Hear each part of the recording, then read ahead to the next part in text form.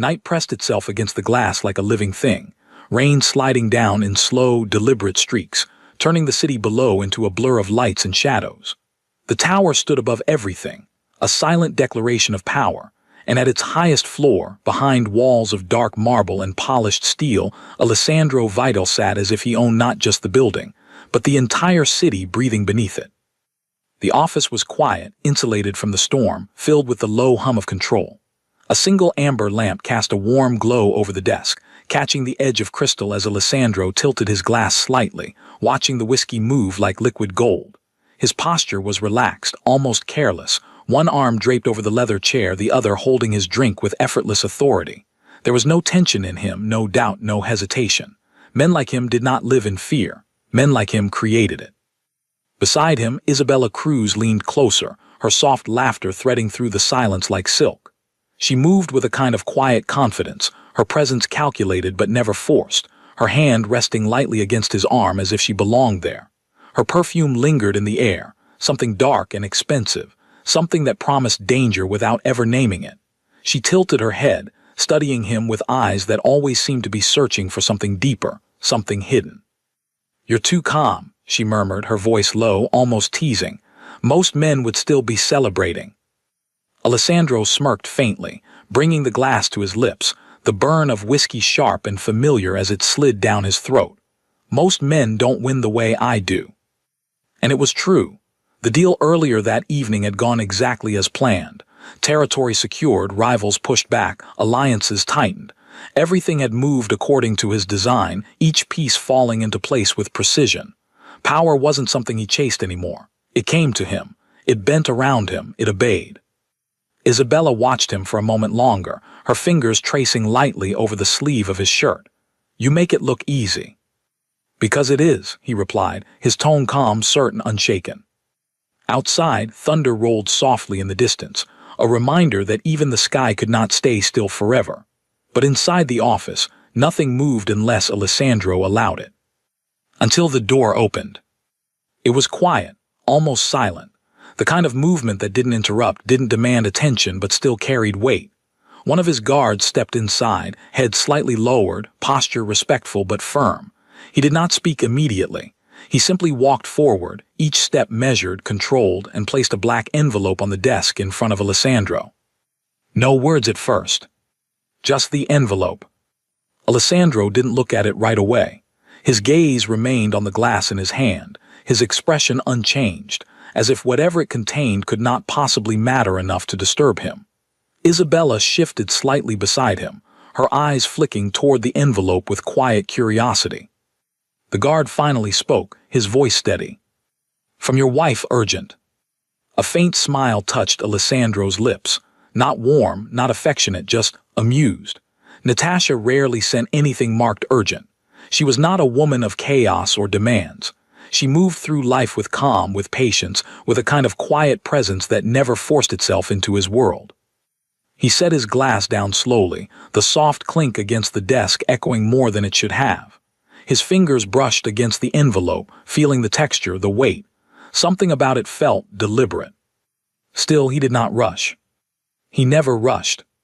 With effortless ease, he opened it, sliding a finger beneath the seal, pulling the contents free as casually as if it were nothing more than another routine document, another piece of business waiting for his approval. His eyes dropped to the page, and everything stopped. The room didn't move. The rain didn't exist. Even the quiet presence of Isabella beside him faded into nothing. Because what stared back at him was not business. It was war. The paper was thick, official, marked with a seal that no one in his world ignored. Deep red, unmistakable, pressed into the corner like a wound that had already begun to bleed. Blood-sealed divorce papers. But not just any divorce. The stamp beneath it made his chest tight in a way he did not recognize. Family Council authority. His fingers stilled against the page. The confidence that had wrapped around him only moments ago cracked, just slightly, just enough to let something unfamiliar slip through. Isabella leaned closer, her voice softer now, cautious. "What is it?" He didn't answer. He couldn't. Because as his eyes moved across the document, as the reality of it settled into his mind, something cold began to spread through him. Not fear, not yet, but something close enough to it that it felt wrong. Natasha, quiet, patient, predictable Natasha, had not asked, had not argued, had not cried. She had acted, and she hadn't done it alone. She had taken it to the council, which meant this was no longer between husband and wife. This was judgment. This was exposure. This was power being pulled out from under him in a way he had never allowed anyone to do before. His jaw tightened slightly, the paper trembling just enough to betray the shift inside him. For the first time in a long time, Alessandro Vital was not in control of the moment. And he could feel it. Slowly, quietly, dangerously. His voice, when it finally came, was low, not loud, not angry, but stripped of everything that had been there before. What did you do, Natasha? The storm had not stopped, but inside the tower something far more dangerous had begun to move. The silence in the office stretched, heavy and suffocating, as Alessandro remained seated, the papers still in his hand, his mind no longer calm, no longer controlled. Isabella was watching him now, not with softness but with sharp attention, as if trying to read the shift happening beneath his stillness. She had seen powerful men lose control before, but never this quietly, never this completely. Alessandro did not look at her. He was staring at the seal again, that deep red mark that carried more weight than any weapon, because it meant Natasha had not come to him as a wife. She had gone above him as a force. Memories began to surface, not as nostalgia, but as realization, each one sharper than the last. Natasha standing beside him at events, always composed, always silent, her eyes observing everything while saying nothing. Natasha at the estate, moving through the halls like she belonged to something older, something deeper than him. He had mistaken her stillness for weakness, her patience for submission, her silence for absence. He had never asked what she saw, what she understood, what she remembered. He had never needed to, or at least that was what he believed. Now, sitting in that office with the rain pressing harder against the glass, he began to understand something he had ignored for years. Natasha had never been unaware. She had been waiting. Door behind him opened again, this time without hesitation, and his consigliere entered, his expression already serious, already aware. He did not look at Isabella. His attention was entirely on Alessandro. "It's confirmed," he said quietly, stepping forward, placing another file on the desk. "The council received her petition 3 days ago. It was approved this morning." Alessandro's grip tightened slightly on the papers, his voice colder now, controlled but edged with something dangerous. "Approved." "Without my knowledge," the consigliere did not hesitate. She presented evidence, detailed, extensive, and strategic. They didn't see it as a domestic issue. They saw it as a risk to the family structure. The words settled into the room like a slow poison. Risk, not betrayal, not scandal. Risk. Isabella shifted slightly, her presence no longer light, no longer effortless. There was tension in her now, subtle but real, her eyes flicking between the men as she tried to understand the scale of what was unfolding. "It's just divorce," she said softly, but even she did not believe it. The consigliere's gaze finally moved to her, and for a brief moment there was something cold in it. "No," he replied. "This is not divorce. This is removal." The word hung in the air, heavy, final. Alessandro stood slowly, the movement deliberate, his mind racing now, piecing together fragments that no longer felt separate. The silence from Natasha, the timing, the precision, the council's involvement. This was not reaction. This was design. He walked toward the window, the city below no longer something he ruled, but something that suddenly felt distant, unstable. His reflection stared back at him, still composed, still powerful, but something behind his eyes had changed. Something had shifted out of alignment. "What exactly did she give them?" he asked, his voice low. The consigliere opened the file, revealing documents, photographs, transaction records. "Everything," he said. "Meetings, locations, communications." She tracked movements, financial deviations, unauthorized contacts. Alessandro's eyes flicked toward Isabella for the first time since opening the envelope, and in that moment something unspoken passed between them. Not accusation, not yet, but suspicion, sharp and growing. And then the final detail came, quiet but devastating, and she invoked protection under bloodline clause, the consigliere added, which means the child is now under council protection. That was the moment everything inside Alessandro went still again, but not the same stillness as before. This one was deeper, heavier, because now it was no longer about betrayal. It was about inheritance, about legacy, about something he could not afford to lose. His jaw tightened, his gaze hardening as the realization settled fully into him. Natasha had not just stepped out of his shadow. She had stepped above it, and she had done it in a way that made him the one standing exposed. The rain outside grew louder, as if the city itself understood what had just begun. This was no longer a private matter. This was war, and it had already started without him. The tension in the office did not fade, it thickened, like smoke curling through a room after something had already started burning.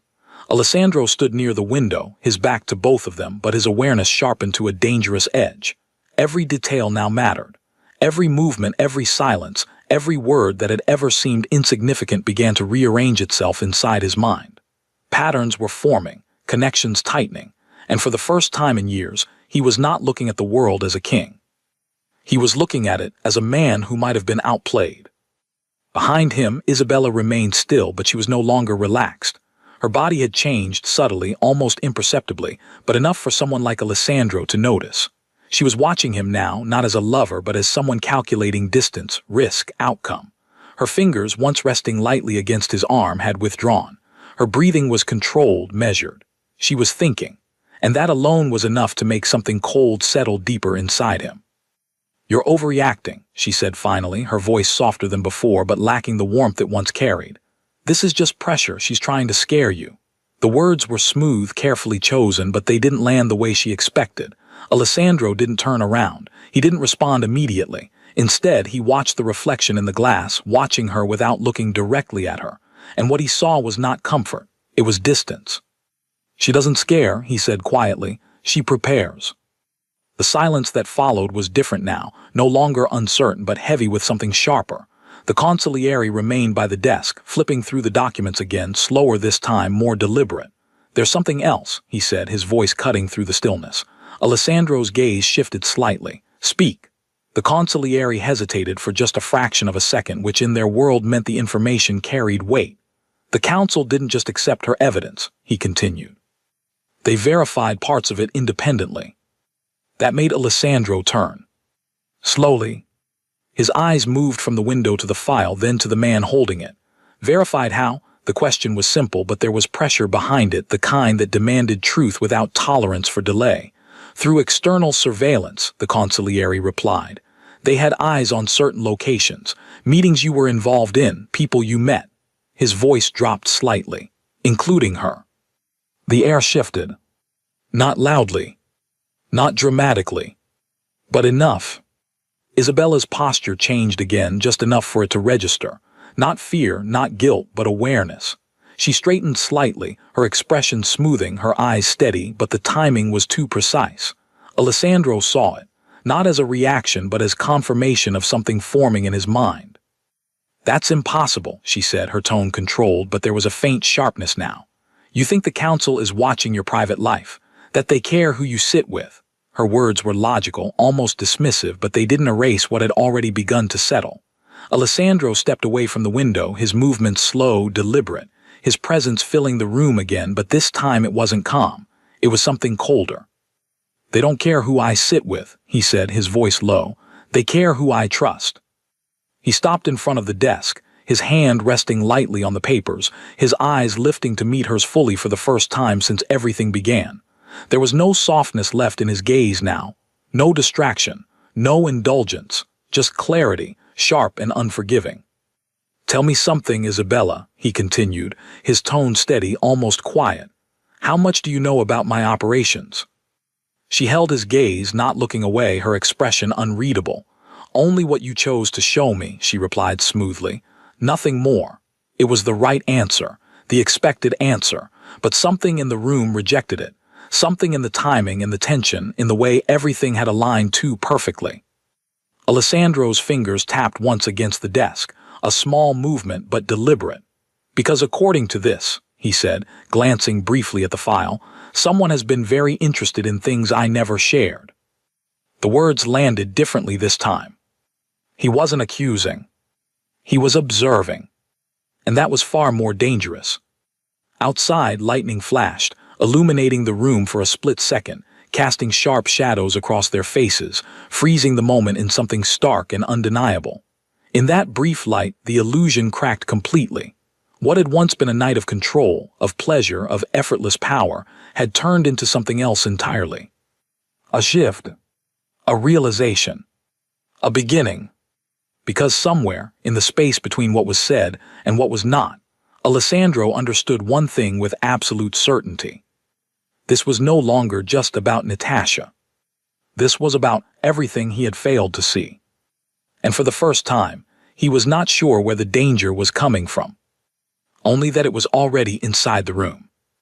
The elevator doors opened without a sound, revealing a corridor that felt less like part of a building and more like the entrance to something older, something that existed long before Alessandro ever claimed power. The air here was different, heavier, as if every step forward carried the weight of decisions that could not be undone. The guards stationed along the walls did not speak, did not move, but their presence was enough to remind anyone walking through that this was not a place for mistakes. Alessandro stepped out first, his expression composed again, but the calm had changed. It was no longer effortless. It was controlled, forced into place like armor. Behind him, the consigliere followed closely, file still in hand, while Isabella remained a step further back, her heels echoing faintly against the polished floor. She had insisted on coming, her voice steady, her reasoning simple, but the tension around her had not disappeared. If anything, it had sharpened like a blade waiting for the right moment. Alessandro did not question it, not yet, but his awareness of her had shifted completely. She was no longer background, she was a variable. At the end of the corridor stood a set of heavy doors, carved with intricate patterns that told stories of alliances, betrayals, bloodlines that had risen and fallen long before this generation took control. This was the council chamber, not a place of discussion, but of judgment. The doors opened slowly, and the moment Alessandro stepped inside, every conversation stopped. The room was vast, circular, designed so that no one truly stood above another, yet power was felt in every direction. Figures sat around the perimeter, each one representing a family, a territory, a history built on loyalty and survival. Their eyes turned toward him, not with respect, not with fear, but with something colder. Evaluation, calculation, decision. Alessandro walked forward without hesitation, his steps steady, his posture unbroken. Whatever was happening, whatever Natasha had set into motion, he would not show weakness here. He stopped at the center, his gaze moving across the room, meeting each pair of eyes without lowering his own. "I assume this concerns me," he said, his voice calm, controlled, carrying just enough authority to remind them who he was. One of the elder council members leaned forward slightly, his expression unreadable.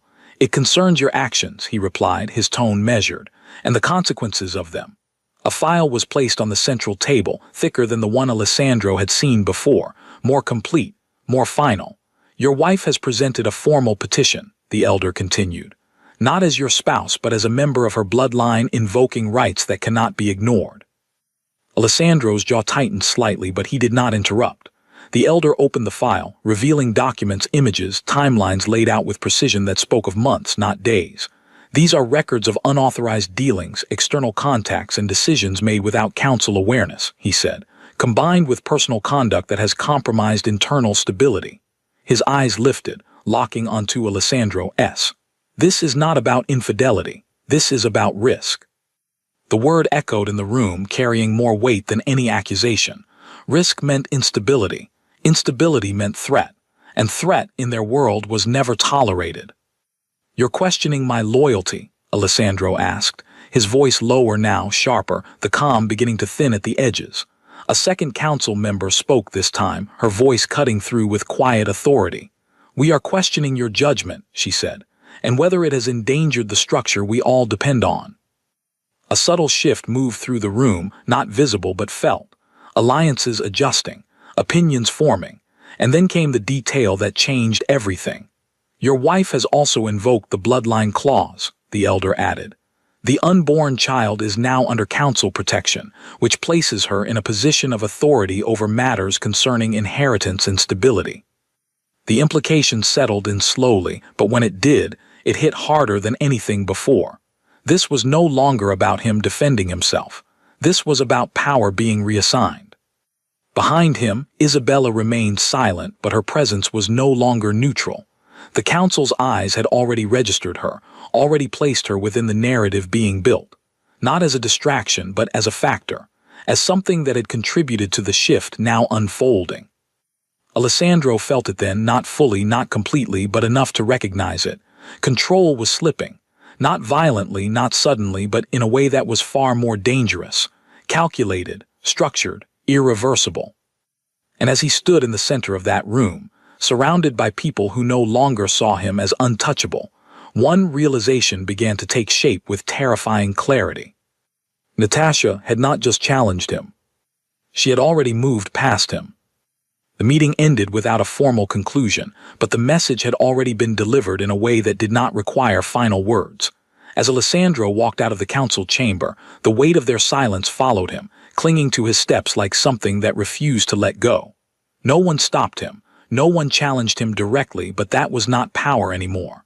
That was distance. And distance in his world was the first sign that something had begun to break. The corridor felt longer this time, darker, as if the building itself had shifted its allegiance. Even the guards seemed different, their stillness no longer neutral, but observant. He did not speak until the elevator doors closed, sealing them inside a space too quiet to ignore. His reflection stared back at him from the mirrored walls, sharp, composed, but no longer untouchable. The illusion had cracked, and now everything beneath it was beginning to surface. "I want everything," he said finally, his voice low but edged with something harder. Every detail she gave them, every movement she tracked, every name connected to this. The consigliere nodded immediately, already anticipating the command. "It's already being compiled," he replied, "but there is something you need to see first." Back in the office, the air felt colder than before, stripped of whatever comfort it had held earlier that night. The desk was no longer a symbol of control, but a place where truths were being laid out piece by piece. The file was opened again, this time not as evidence presented by others, but as something being examined with intent. Alessandro stood over it, his hands resting on the edge, his gaze moving slowly across the pages. Timestamps, locations, financial records, intercepted communications. It was not chaotic, it was precise, almost surgical. "She didn't just watch you," the consigliere said, his voice steady. "She mapped you." The words settled heavily because they were true. This was not a reaction built on emotion. This was a strategy built on patience.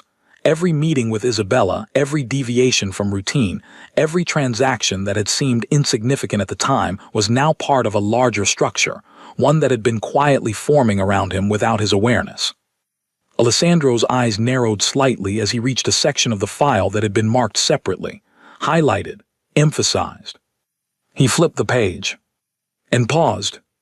There among the records were entries he did not recognize, accounts he had not personally authorized, transactions routed through channels he had never approved. At first it looked like a mistake, something minor, something that could be explained. But as he read further, the pattern became clearer, and with it came something colder than anger. Realization. "This wasn't me," he said quietly, more to himself than anyone else. The consigliere did not respond immediately, which was answer enough, because they both knew what that meant. If it wasn't Alessandro, then someone else had been operating within his structure, using his name, his network, his authority. Not randomly, not recklessly, but carefully enough to remain invisible until now. Isabella shifted behind him, her presence suddenly heavier, more noticeable. "You're saying someone framed you?" she asked, her tone controlled, but there was tension beneath it. Alessandro did not turn to face her. Not yet. His focus remained on the documents, on the lines that no longer aligned with his memory, on the spaces where control had been replaced without his knowledge. "No," he said slowly, "I'm saying someone used me." The distinction mattered, because framing implied distance. This was something closer, something inside. He straightened slightly, his gaze lifting from the file, his thoughts moving faster now, connecting pieces that had not made sense before. The council's independent verification, the surveillance, the timing of Natasha's move. This was not just about exposing him. This was about exposing something larger, something embedded within his own operations. "Track these accounts," he ordered, sliding the page toward the consigliere. I want to know who initiated them, who moved the funds, who had access. His voice sharpened slightly. And I want it now. The consigliere nodded, already reaching for his phone, already moving into action. But the room had changed again, subtly, dangerously. Because now the threat was no longer abstract. It was specific. It had shape. It had direction. And it had proximity. Alessandro finally turned, his eyes landing on Isabella, not with accusation, not yet, but with a level of focus that stripped away everything else. Whatever this was, whoever had been operating beneath his control, it had required access, timing, understanding. Trust. And trust, he realized, was the one thing he had given too easily. Outside, the rain had begun to slow, but the city below did not feel calmer. It felt like it was waiting, holding its breath for something that had already been set into motion. Because somewhere within the structure he had built, something had taken root. And now it was beginning to reveal itself. The night had shifted into something colder, quieter, as if the storm outside had withdrawn only to let something more dangerous unfold inside. Alessandro remained standing by the desk, the file still open, the numbers and movements etched into his mind with unnatural clarity. Nothing about this was random. Nothing about this was careless.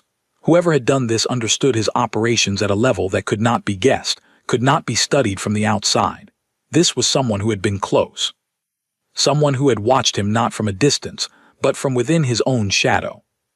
The lights in the office felt harsher now, exposing details that had once been invisible.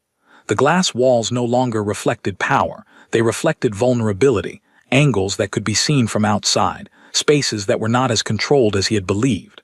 Alessandro exhaled slowly, not out of frustration, but to steady something deeper, something that had begun to rise beneath his composure. This was no longer about Natasha's move alone. She had revealed the breach, but she had not created it. She had uncovered it, and that meant the real threat had been there long before the papers ever reached his desk. "Lock everything down," he said, his voice cutting cleanly through the silence. "All accounts, all communications, every internal channel. No one moves anything without my direct approval." The command was immediate, absolute, and the consigliere did not hesitate. His phone was already in motion, instructions being sent out in rapid succession, layers of security tightening across the network. But even as the system responded, Alessandro knew something unsettling. If the breach had been this precise, then whoever was behind it had already anticipated this reaction. Isabella watched him carefully, her expression composed, but there was something different in her stillness now. It was no longer curiosity, it was restraint. She stepped closer, her voice softer, controlled. "You're making this bigger than it is," she said. "This could be internal mismanagement, someone trying to profit quietly. It doesn't mean you've been compromised." Her words were reasonable, measured, exactly what someone would say to de-escalate a situation. But that was the problem. They were too clean. Too aligned with what someone would want him to believe. Alessandro turned his head slightly, just enough to look at her without fully facing her. "Mismanagement doesn't reroute funds through ghost accounts tied to rival territories," he replied quietly. "And it doesn't happen without someone understanding exactly how to hide it." His tone wasn't aggressive, but it wasn't dismissive either.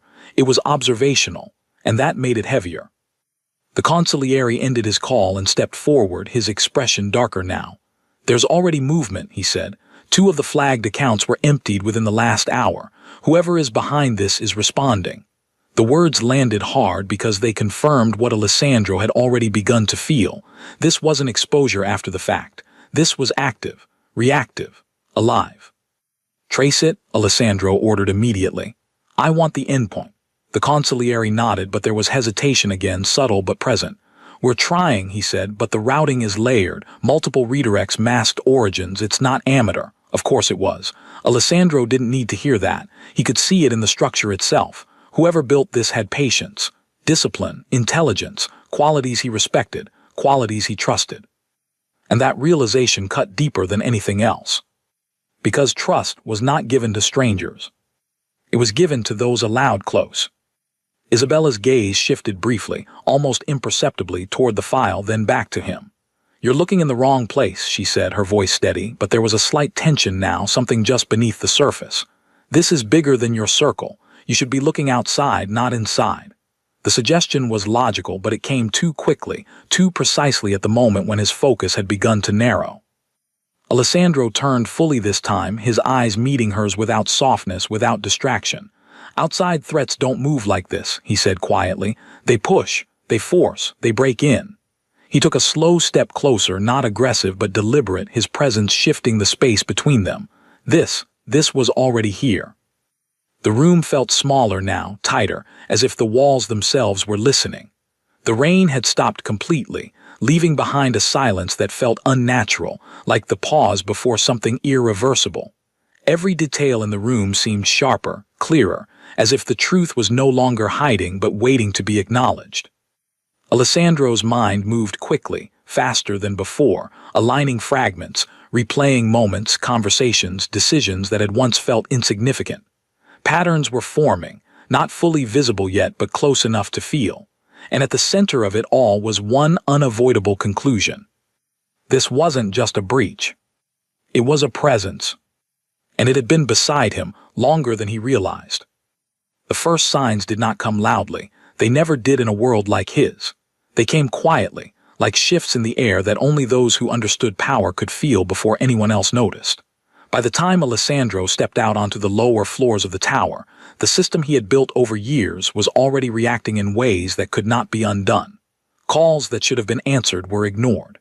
Messages that demanded immediate response were left hanging in silence. Doors that had always opened without hesitation now required confirmation. Nothing had collapsed yet, but everything had begun to hesitate, and hesitation in his world was the beginning of failure. His footsteps echoed through the operations floor, a place that once moved with precision, with speed, with absolute certainty under his command. Tonight it felt different. Eyes lifted when he entered, but they did not hold the same confidence, the same unquestioned loyalty. There was awareness now, and behind it, calculation. People were watching him, not just for orders, but for signs. Signs of control, signs of weakness. And that was something Alessandro had never allowed before. "Status," he demanded, his voice cutting through the tension, sharp and direct. One of the senior operators stepped forward, his movements controlled but slightly slower than usual. "3 shipments have been delayed," he reported. "No direct interference, but routes are being avoided. Contacts aren't responding." Alessandro's jaw tightened slightly. Avoided routes meant fear, and fear meant information had spread. Not fully, not publicly, but enough to create distance. "Who's pulling back?" he asked. The operator hesitated for half a second before answering. "The North District and parts of the Eastern Line." That was enough. Those weren't random connections.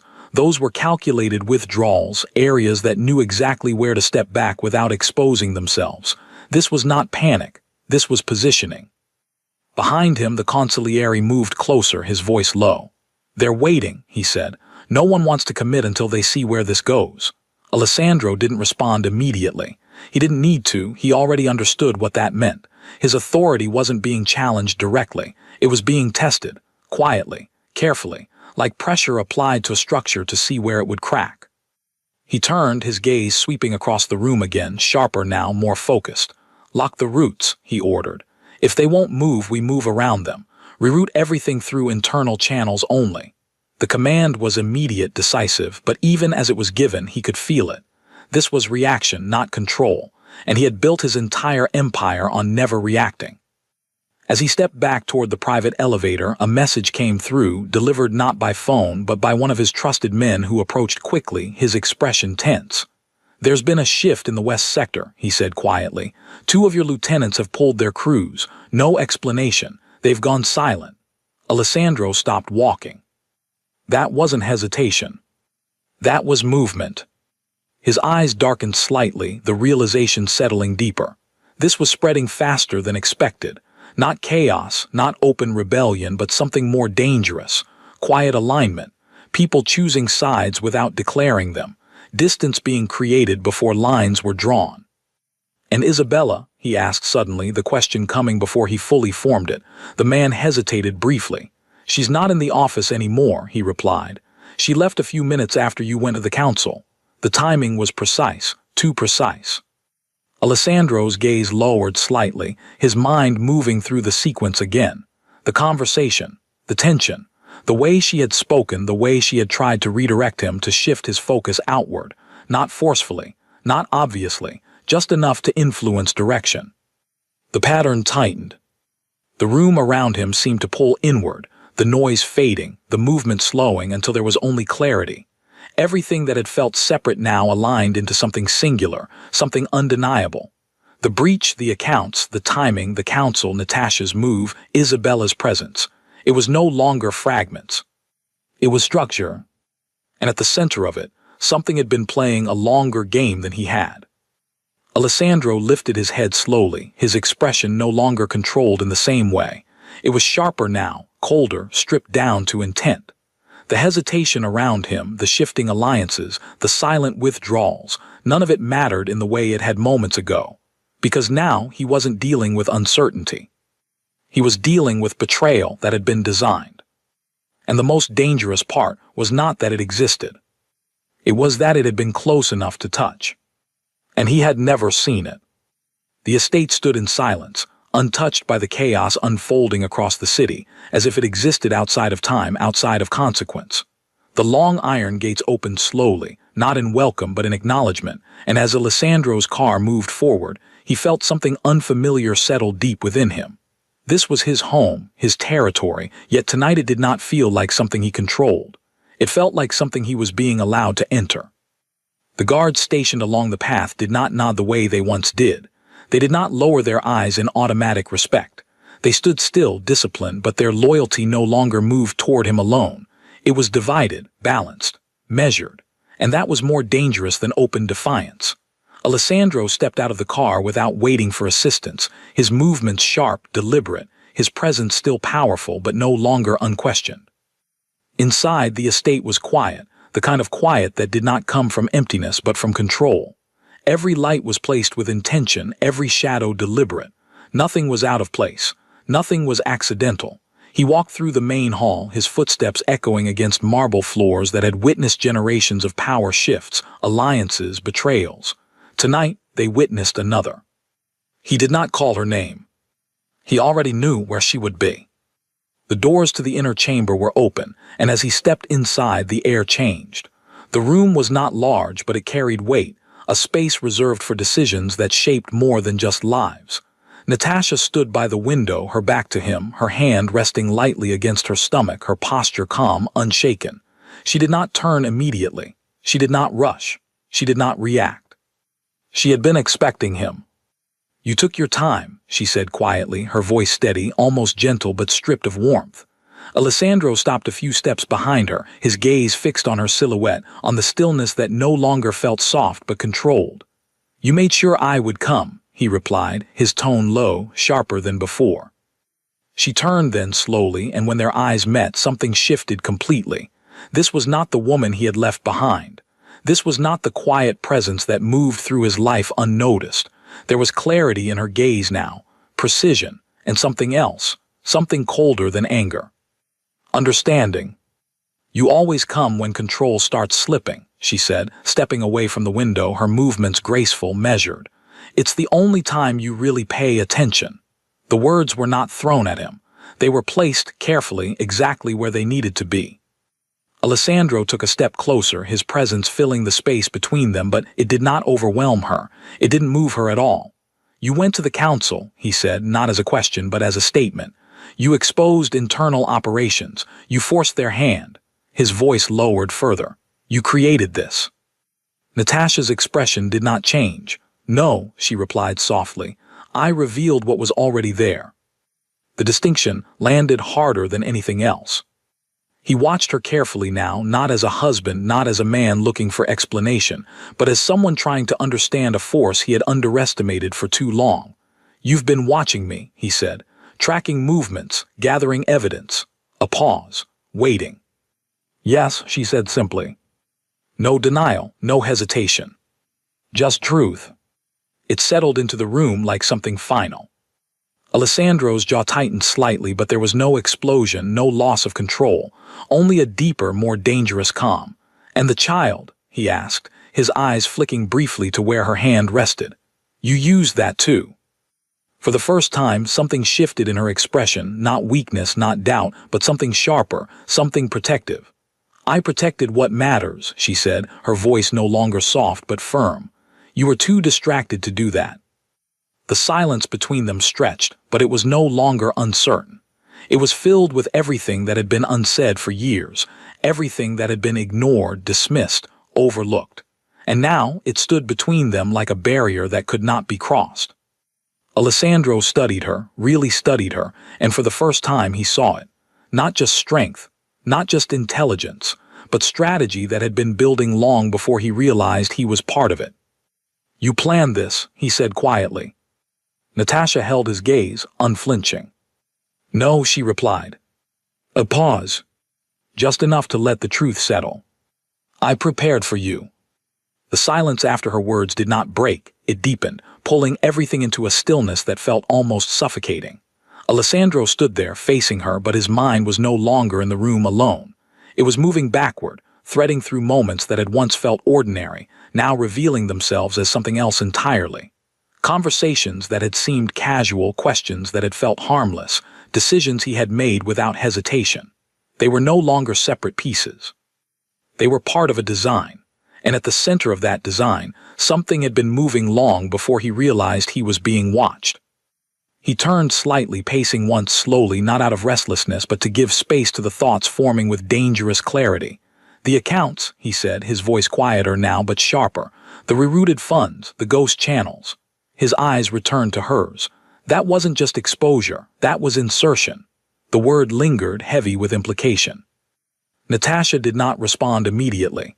She watched him, not with tension, not with fear, but with the same calm she had held since he entered the room. "You're starting to see it," she said softly. Not praise, not mockery, just acknowledgement. Alessandro's gaze hardened slightly. "Someone was operating inside my structure," he continued. "Not randomly, not carelessly, with precision." He stepped closer, closing the distance between them, his presence controlled but intense. "And you knew."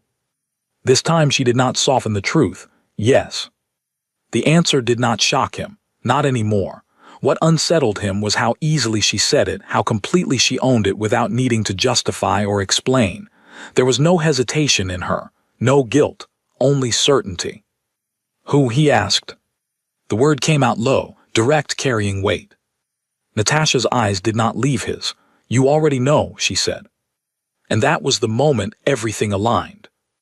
Not as a sudden realization, but as something that had been building quietly, piece by piece, until it could no longer be ignored. The way Isabella had entered his life, the timing, the access she had gained without resistance, the questions she asked, always framed lightly, always positioned as curiosity, the way she had shifted the conversation earlier, trying to guide his focus outward, away from what was inside. It wasn't suspicion anymore. It was confirmation. Alessandro exhaled slowly, the air leaving his lungs heavier than before, as if something had settled permanently inside him. She was never just a distraction, he said, almost to himself. She was the breach. Natasha said nothing, but the silence was enough. He let out a quiet, humorless breath, something close to a bitter realization. "And you let it happen," he added, his eyes lifting back to hers, searching for something, anything that would contradict what he now understood. But there was none. "I didn't let it happen," she replied calmly. "I watched it happen." A pause. "There's a difference." The distinction cut deeper than accusation. Because it meant she had seen everything, every meeting, every mistake, every moment he chose something else over what was in front of him, and she had not interfered. Not out of weakness, not out of ignorance, but because she was waiting for the right moment. For the full picture. For complete control. "You used her," Alessandro said quietly. Natasha's gaze softened for a fraction of a second, not with emotion but with something closer to finality. "She was already being used," she replied, "just not by you." That was the last piece. Isabella had not been acting alone. She had been placed, guided, supported, and Alessandro had not just been distracted by her. He had been studied through her. His habits, his decisions, his vulnerabilities, all exposed, all collected, all handed over. He turned away slightly, his hand running once through his hair, not in frustration, but in acknowledgement of something he could not deny anymore. "Which family?" he asked, his voice quieter now, more controlled than before. Natasha stepped forward just enough to stand beside him, not behind, not beneath, but equal in the space between them. "The same one you thought you weakened last year," she said. Alessandro's eyes sharpened instantly. Because that wasn't just any rival. That was the one he had underestimated. The one he believed had already fallen. And now, standing there, with every piece finally in place, one truth became impossible to ignore. This had never been a simple betrayal. This was retaliation. Planned, patient, and executed from inside his own world. And the most dangerous part was not that it had happened. It was that he had helped make it possible. The final gathering did not feel like a meeting. It felt like a closing of something that had already been decided long before anyone stepped into the room. The council chamber was quieter than before, not tense, not uncertain, but resolved. The kind of silence that comes when judgment is no longer being debated, only delivered. Alessandro entered without hesitation, his presence still commanding, but no longer unquestioned. This time, the eyes that followed him were not measuring possibility, they were confirming outcome. Natasha was already there. She stood not at the edge, not behind anyone, but within the circle itself, positioned among those who shaped decisions, her posture calm, her expression composed, her presence no longer subtle. It was established, recognized, and more importantly, accepted. She did not look at him immediately. She did not need to. Everything that had needed to be said between them had already been spoken without words.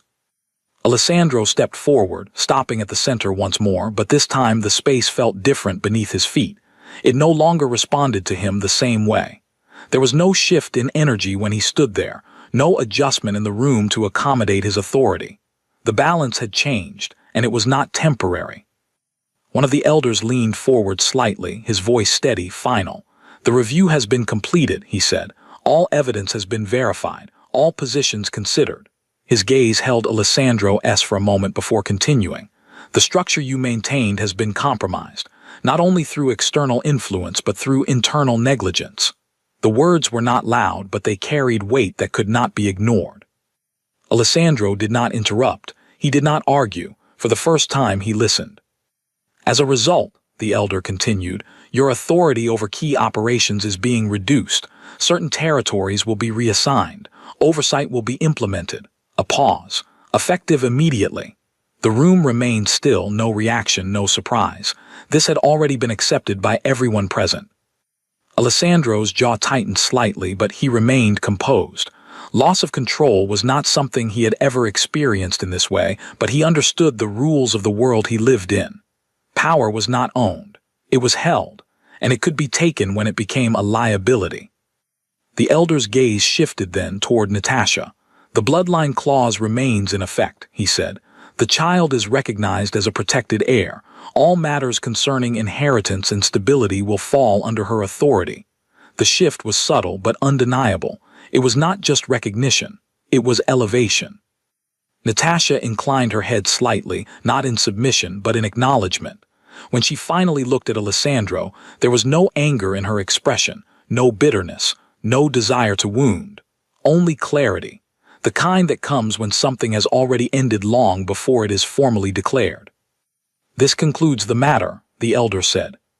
But it did not feel like an ending. It felt like a transition.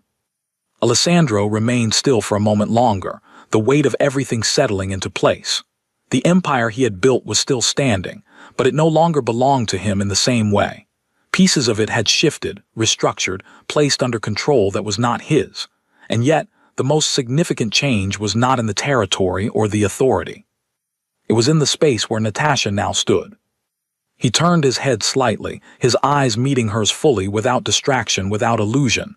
"You didn't just expose me," he said quietly. "You replaced me." Natasha held his gaze, unshaken. "No," she replied softly. A brief pause. Just enough to let the truth settle. "I corrected the imbalance." The words did not carry triumph, they carried finality. Outside, the storm had passed, leaving the city beneath a sky that was clear, but different, as if something had shifted in the air itself. Inside the chamber, nothing moved, but everything had changed. Alessandro lowered his gaze slightly, not in defeat but in recognition. The game had not been lost in a single moment. It had been lost slowly, piece by piece, while he had been looking elsewhere. Natasha turned then, her movement calm, deliberate, as she stepped away from the center of the room, not retreating, but moving forward into something that was now hers to hold. Her hand rested lightly against her stomach, a quiet reminder of what remained untouched by everything that had happened. This was not revenge. This was inheritance. And as the doors of the chamber closed behind her, one truth remained, clear and undeniable. The power he had once carried had not disappeared. It had simply found the person who had understood it better all along.